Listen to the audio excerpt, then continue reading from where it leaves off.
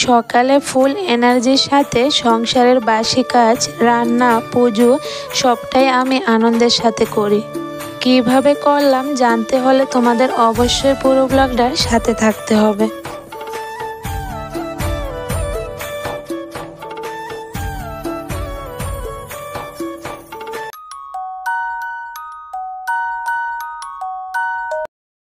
রাধে রাধে বন্ধুরা, good morning. কেমন আছো তোমরা সবাই? আশা করি যে যেখানে আছো ভালো আছো, সুস্থ আছো। আমরাও ভালো আছি।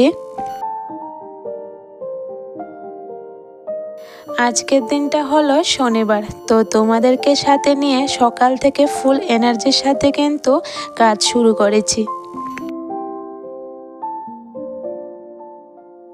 ঘুম থেকে উঠে প্রথম কাজ দরজায় জল দিলাম, এরপরে না ঠাকুর ঘরের দরজাটা খুললাম। তো আজকে আর তোমাদের সাথে শেয়ার করলাম না। এরপরে দেখো, গতকাল যে স্নান করতে একটু দেরি হয়ে গেছে, কাপড়গুলি কিন্তু শুকায়নি। তো সবগুলি কাপড় এখন রোদে মেলে দিয়েছি, যদিও রৌদ্র এখন অবধি উঠেনি, তারপরও মেলে দিলাম। এরপরে সিমগুলোকে রোদ্রে দিলাম, যখন রৌদ্র আসবে তখন তো রৌদ্র লাগবে, এখন দিয়ে রাখলাম। মুখটা ধুয়ে সোজা চলে আসলাম ঘরে। আর আসার পথে দেখলে তো ঠাকুর ঘরের সামনে দাঁড়ালাম আমি। এখন জানো তো সারাদিন ইচ্ছে করে ঠাকুরের ঘরের দিকে চেয়ে থাকি। এত ভালো লাগে ঠাকুরের আসরটা দেখতে, কি বলবো তোমাদের। আমার মনটা ভরে যায় যখন আমি ঠাকুর ঘরের দিকে দেখি। আমাকে বাবাইয়ের পাপা বারবার বলে, কি দেখো তুমি ঠাকুর ঘরের সামনে দাঁড়িয়ে? আমি বললাম জানি না, কেন জানি ঠাকুর ঘরের দিকে দেখতে আমার এত ভালো লাগে। আর আসনটা জানো তো দেখলে মনটা একদম ভরে যায়।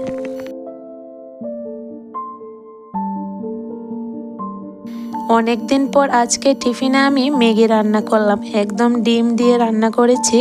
এমনিতে তো বেশিরভাগ সময় আমি সিদ্ধ রান্না করিনি, কারণ ছেলেটা সিদ্ধ খেতে পছন্দ করে। তবে আজকে যখন বাবার পাপা বাড়িতে আছে, তো ভাবলাম ডিম দিয়ে রান্না করি। তো দেখো, ম্যাগি দিয়ে চা দিয়ে খেয়ে নিলাম। আর হ্যাঁ, আমার অনেক বন্ধুরা কিন্তু আমাকে কমেন্টে জানিয়েছ যে ম্যাগির সাথে চা খাওয়া অনেকটা ক্ষতিকর। এরপর আমি আজকে একটু খেয়ে নিলাম। কি জানো তো, এই যে পছন্দ করি, তো মাঝে মধ্যে একটু খাই, সবসময় যদিও খাই না। তো দেখো, এখানে চা টিফিনটা করে ভাতটা বসিয়ে দিয়েছি।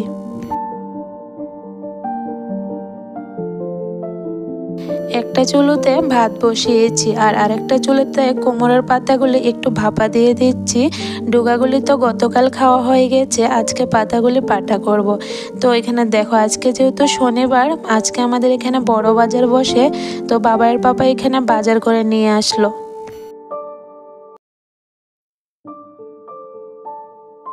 রান্না করতে করতে বাজারগুলিও এখানে ব্যাগ থেকে বার করে নিলাম, কারণ যদি বার করে না রাখি না, সবজি একটার উপরে একটা করে যে আনে, তাহলে সবজিগুলো কিন্তু নষ্ট হয়ে যায়। তো এখন বার করে নিচে রাখলাম, যখন রান্না করব এর মাঝে মাঝে সবজিগুলোকেও গুছিয়ে রাখবো।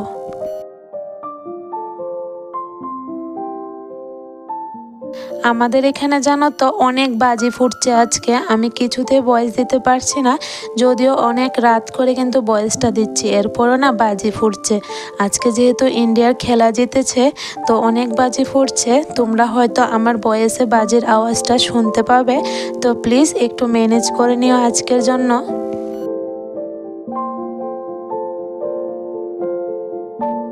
ভাতটা রান্না হয়ে গেছে, আর এখানে বসিয়ে দিলাম উস্তা আলু ভাজি। উস্তা শুধু কয়েকটা ছিল, আলুই বেশি ছিল। আর কুমড়োর পাতার বাটাটা করে নিয়েছি। তো এখানে দেখো, রান্না করতে করতে কিন্তু সবজিগুলো গুছিয়ে নিচ্ছি।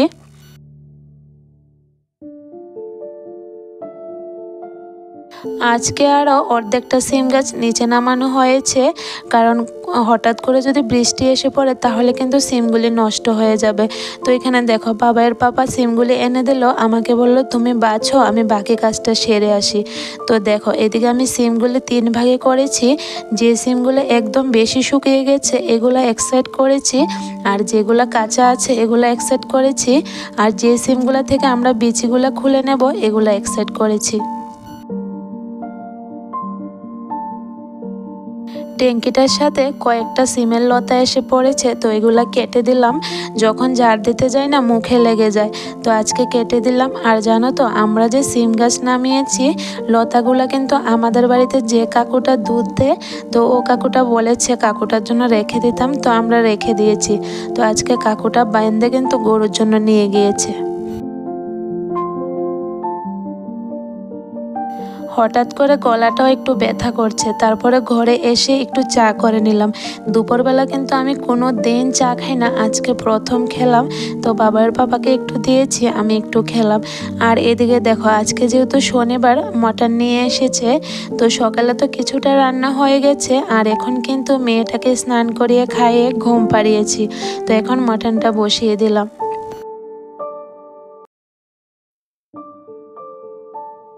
মাংসটা হতে হতে কিন্তু অনেকটা সময় লাগে, তোমরা তো জানোই মটন রান্না করতে কিন্তু অনেক সময়ের দরকার। তো এদিকে রান্নাটা হতে হতে আমি কিন্তু ঘরটা একদম গুছিয়ে নেব।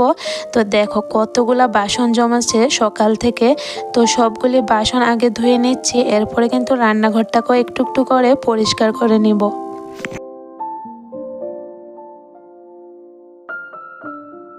মিক্সির মধ্যে না অনেক সময় কিছু মশলা করতে গেলে জল যদি একটু বেশি হয়ে যায় ওয়ালের মধ্যে ছিটা পড়ে, তো ছিটাগুলি না দেখতে বাজে লাগে। আর যেহেতু প্লাস্টিক প্রিন্ট, আজকে ওয়ালটাকে আমি ভালো করে ভিজা নেকড়া দিয়ে ছিটাগুলি উঠিয়ে দিয়েছি, এখন একদম পরিষ্কার হয়ে গেছে। তো এখানে দেখো মাংসটাও কিছুটা কষানো হয়ে গেছে, এখন পেঁয়াজগুলি দিয়ে দিলাম, এরপর আবার ফ্রিজটাকেও মুছে নিচ্ছি।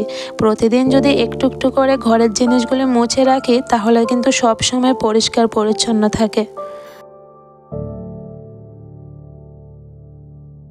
এই স্টিলের ফিল্টারটা জানো তো ধুয়ে দিতে অনেকটা কষ্ট হয়, এটার মধ্যে না একটু জোরে যদি চাপা পড়ে কার্বনগুলো ভেঙে যায়, এতটা নরম কার্বন।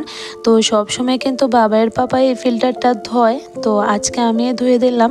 ও বাইরে একটু কাজ করছে, আর আমার হাতে যেহেতু শঙ্খ পরানো থাকে আমি কিন্তু ভালো করে ধুয়ে দিতে পারিনি, যতটুক পারলাম পরিষ্কার করলাম। তো দেখো এখানে ফিল্টারটা ধুয়ে নিয়েছি, এখন সাপ্লাই জল দিয়ে দেব। রান্নার মাঝে মাঝে কিন্তু আমি সংসারের অনেক কাজ গুছিয়ে নিই। আর মাটন রান্না করলে তো জানোই অনেকটা সময়ের প্রয়োজন। আর আজকে জানো তো কুকারে রান্না করিনি, এমনিতে কড়াইতে রান্না করেছি। আজকের মাটনটাতে হাড্ডি কমই ছিল, বেশিরভাগ মাংস ছিল, তাই ভাবলাম কড়া দিয়ে রান্না করে নিই।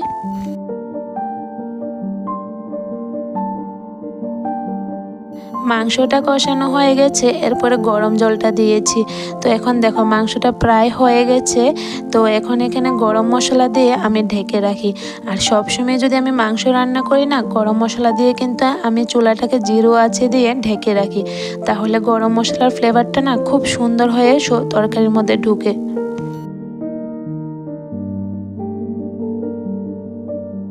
সবজি যেহেতু গুছিয়েছি, রান্নাঘরটা জানো তো টুকটাক নোংরা পড়ে আছে, তো নোংরা থাকলে দেখবে মুছতে না অনেকটা সময় লাগে, তো ভাবলাম আগে একটু ঝাড় দিয়ে নিই, পরে রান্নাঘরটা মুছে নেব। এখানে দেখো চুলাতে কিন্তু মাংস তরকারিটা এখনও আছে, জিরু আছে, আমি বসিয়ে রেখেছি, যেহেতু গরম মশলা দিলাম। আর চুলা চাটিগুলো এখন আমি মুছে নিচ্ছি।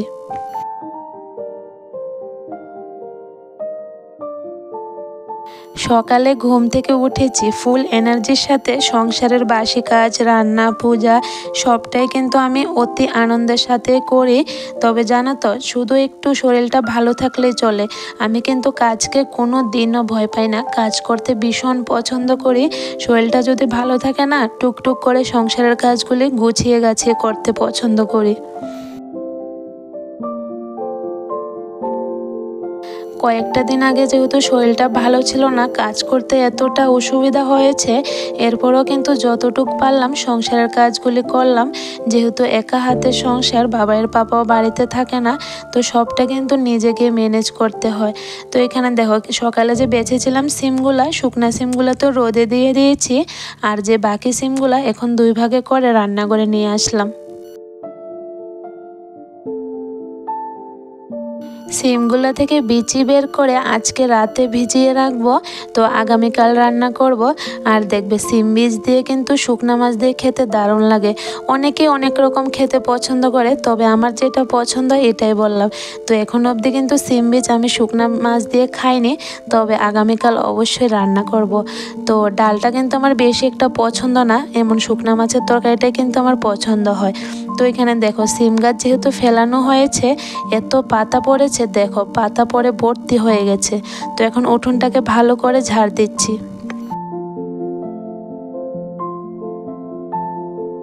এখন জানো তো স্নান করতে করতে না অনেকটা বেলা হয়ে যায়, কাজ সেরে প্রায় 2টা 2:30 বেজে যায়। তো কিছু করার নেই, সংসারের কাজগুলো গুছিয়ে তারপরে না হয় স্নান করব। তো এখানে দেখো উঠোনটা এখন ভালো করে ঝাড় দিচ্ছি। আর দেখবে উঠোনটা এভাবে যদি নোংরা হয়ে থাকে দেখতে কিন্তু ভালো লাগে না। তো যতই দেরি হোক আমি কিন্তু উঠোনটাকে পরিষ্কার করে এরপরে কিন্তু স্নানে যাব। সিম গাছ কিন্তু অর্ধেক ফেলানো হয়েছে, আরও অর্ধেকটা সিম গাছ আছে। তো এখন আর ফেলতে পারবে না, পাপার ছুটি শেষ, ও সোমবারে চলে যাবে। তো এখন আর ফেলানো যাবে না। তো যতটুকুই ফেলানো হয়েছে অনেকগুলো সিম বীজ হয়েছে জানো তো। আর কাঁচা সিম বীজও অনেকগুলো হয়েছে, আর শুকনো অনেকগুলো হয়েছে। তো দেখো এখানে এখন সিঁড়িতে জল দিয়ে দিলাম। আজকে আর সিঁড়িটা মুছলাম না, যেহেতু নোংরা ছিল, তো ভাবলাম সিঁড়িটাকে জলে দিয়ে দিই। তো এরপরে স্নানটাও সেরে নিলাম। কখন স্নান করব, কখন ঠাকুর ঘরে ঢুকবো, এই একটা মনে ইচ্ছে ছিল। গতকাল তো আমার ঠাকুরের আসনটা তোমাদের সাথে ভালো করে শেয়ার করতে পারিনি, কারণ আমি যেহেতু সকালে স্নান করে নিয়েছিলাম, তো দুপুরবেলা তো আর করিনি, আর ঠাকুর ঘরে ঢুকলাম না, যেহেতু ভাত টাত খেলাম। তো আজকে আমি ভাবলাম তোমাদের সাথে সম্পূর্ণ ঠাকুরের সিংহাসনটা শেয়ার করব। তো দেখো ঠাকুর ঘরে ঢুকে কিন্তু আমি প্রথমে ডয়ারগুলি পরিষ্কার করে নিচ্ছি। আসনের ডয়ারগুলি জানো তো একটু কাঠের গুঁড়ো ছিল, তো কালকে তো আর পরিষ্কার করতে পারিনি, আজকে দুটোটা ডয়ার পরিষ্কার করে এখন ঠাকুর পুজোটাও দিয়ে দিলাম। আর আসনটাকে ধরে দিচ্ছি, এত ভালো লাগছে, এত খুশি কি বলবো। আমার মুখটা দেখলেই তোমরা বুঝতে পারবে আমার মুখটাতে এতটা খুশি। আমার জানো তো অনেক দিনের একটা বড় স্বপ্ন ছিল, তো আজকে পূর্ণ হলো। ঠাকুরের আসনটা দেখতে কেমন হলো তোমরা কমেন্টে অবশ্যই জানিও। আমার কিন্তু ভীষণ পছন্দ হয়েছে। সম্পূর্ণটা কিন্তু আমি আর আমার হাজব্যান্ড মিলে ডিজাইন দিয়েছি। তো চলো বন্ধুরা, আমরা এদিকে দুপুরের খাওয়া দাওয়া করে নিই। আজকের মতন ভিডিওটা এখানে শেষ করি। দেখা হবে আগামীকাল নেক্সট কোনো ব্লগে। Good night.